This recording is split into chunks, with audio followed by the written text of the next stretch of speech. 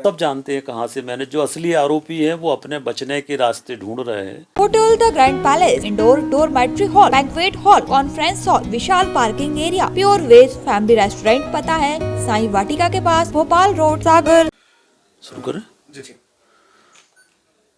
मुझे जानकारी मिली है कि कांग्रेस के विधायक हेमंत कटारे जी के द्वारा ये जो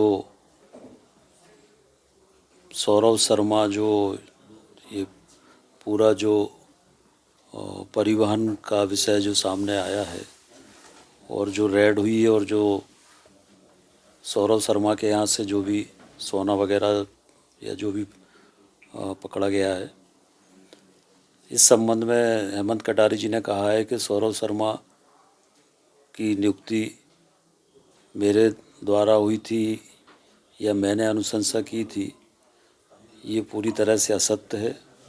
मैं पहले भी इस बात को कह चुका हूँ कि वो एक भी ऐसी नोट शीट दिखा दें कि जिसमें मैंने सौरव शर्मा की नियुक्ति की अनुशंसा की हो या अनुमोदन किया हो या सहानुभूतिपूर्वक विचार करने के लिए लिखा हो। मैंने कभी भी सौरव शर्मा की ना नियुक्ति की अनुशंसा की। एक सामान्य रूप से मंत्रियों के पास आवेदन आते हैं तो विभाग को भेज देते, पर नियुक्ति का अधिकार भी परिवहन मंत्री को नहीं होता, ये आयुक्त ट्रांसपोर्ट कमिश्नर को होता है।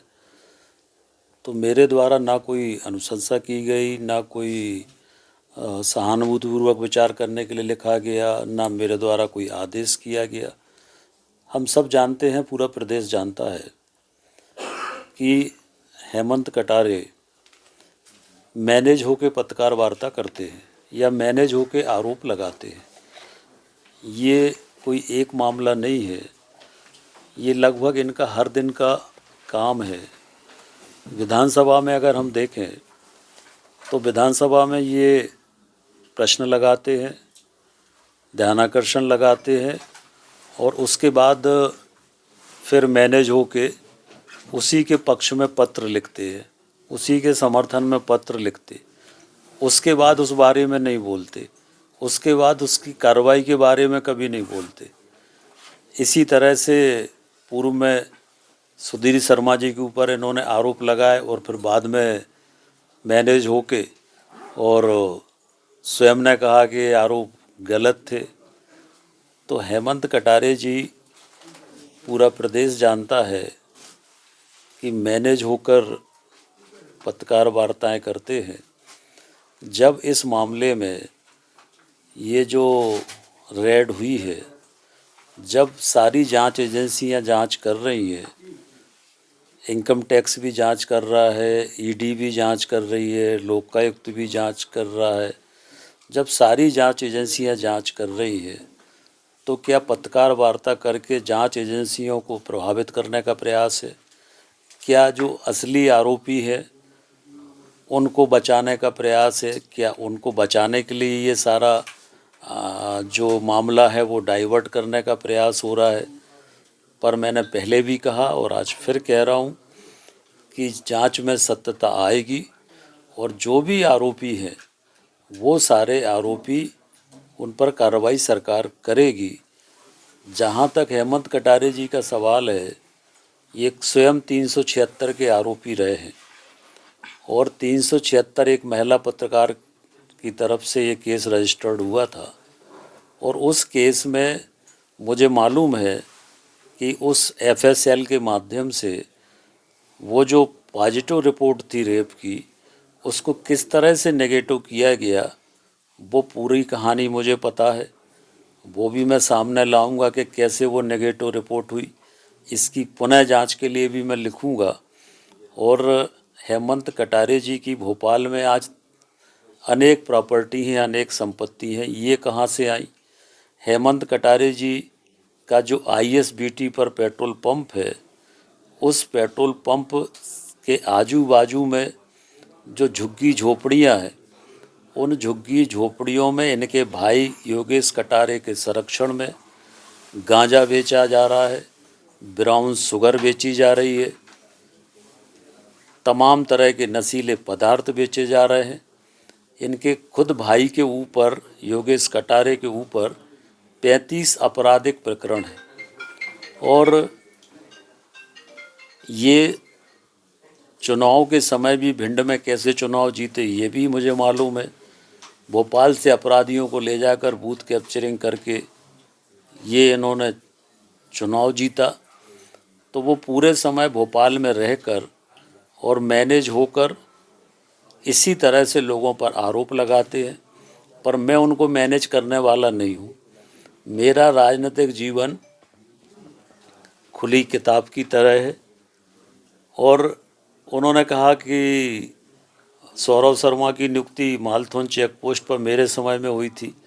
मेरे समय में सौरभ शर्मा की न केवल मालथोन चेक पोस्ट, किसी भी चेक पोस्ट पर नियुक्ति नहीं हुई। मेरे समय में ऐसा परिवहन मंत्री था जिसने पूरे प्रदेश में चेक पोस्ट बंद कर दिए थे। तो उनको तो मेरी प्रशंसा करना चाहिए कि मैंने तो चेक पोस्ट बंद किए थे, तो वो तो उल्टा प्रशंसा करने की जगह आरोप लगा रहे हैं। तो ये सब किसके कहने पे कर रहे हैं, क्यों कर रहे हैं, ये सब जानते हैं। और ये पूरी तरह से एक असली आरोपियों को बचाने के लिए मामले को डाइवर्ट करने की कोशिश हो रही है। और हेमंत कटारे जी से मुझे प्रमाण पत्र लेने की ज़रूरत नहीं है। शायद उनको मेरे पारिवारिक इतिहास की जानकारी नहीं है, मेरी पैतृक संपत्ति की जानकारी शायद उनको नहीं है, और इसलिए उनने इस तरह की बात की। हमारे पिताजी ने 25 एकड़ ज़मीन जिसकी कीमत 500 करोड़ है मंदिर के लिए दान दी है। तो जिसके पिता 25 एकड़ मंदिर के लिए दान 500 करोड़ की ज़मीन दे रहे हैं, वो क्या ऐसे ये इस तरह की गंदगी करेगा क्या? तो ये पूरी तरह से मैनेज होकर ये पत्रकार वार्ता की है। हम इसकी खिलाफ मानहानि भी करेंगे। और ये क्यों हो रहा है, इसके पीछे कौन है, ये सबको मालूम है। और कैसे कैसे मैनेज होते हैं ये भी मुझे पता है, और इसमें भी कैसे मैनेज हुए वो भी मुझे पता है, और इसमें भी क्या मिला वो भी मुझे पता है। इन पर कुछ रोशनी डालना चाहेंगे इन चीज़ों पर? तो मैंने सब बता दिया, सारा स्पष्ट कर दिया। सब जानते हैं कहाँ से मैंने। जो असली आरोपी हैं वो अपने बचने के रास्ते ढूंढ रहे हैं और जांच एजेंसियों को गुमराह करने की कोशिश करते हैं। अपने ऊपर आरोपों से बचने के लिए मामलों को प्रायोजित करने की कोशिश करते हैं। पर मैं कह रहा हूँ कि जब जांच हो रही है, जांच एजेंसियाँ क्या, उनका क्या काम है? उनका यही तो काम है कि सौरभ शर्मा की पोस्टिंग कब कब हुई, कहाँ कहाँ कब कब पोस्टिंग उनकी हुई। और मैं बता दूं कि जितनी भी उनकी पोस्टिंग हुई है वो सारी पोस्टिंग जो हुई है वो किस अवधि में हुई है वो भी सबको पता है, रिकॉर्ड है। मेरे समय मैंने किसी चेक पोस्ट पर सौरभ शर्मा की नियुक्ति नहीं की। देखिए, अब जैसे उसी विषय में कहा कि मेरा भोपाल में प्लाट है, अरे मैंने तो अपने एफिडेविट में दिया है उसको, तो इसमें नई बात क्या थी? मेरे अपने नाम से मैंने अपना जो चुनाव में शपथ पत्र दिया उसमें लिखा हुआ है, तो इसमें सनसनीखेज क्या था? ऐसी कौन सी चीज़ थी जो मैंने छुपाई थी? मैंने तो चेक से पेमेंट किया, चेक से पेमेंट करके अपने नाम से खरीदा, कोई बेनामी थोड़ी खरीदा। तो मैंने कौन सा गलत काम किया? तो उसमें कोशिश की गई कि किसी भी तरह से, कुल मिला के जो इसके असली आरोपी है वो असली आरोपी अपने बचाव के लिए ये तरह तरह के षड्यंत्र कर रहे हैं।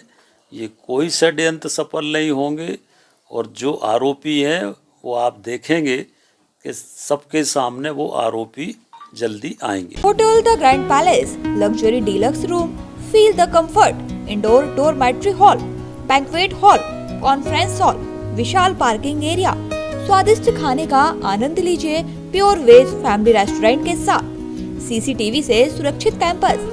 हमारा पता है hotel the grand palace, Sai Vatika के पास, भोपाल रोड, सागर, मध्य प्रदेश।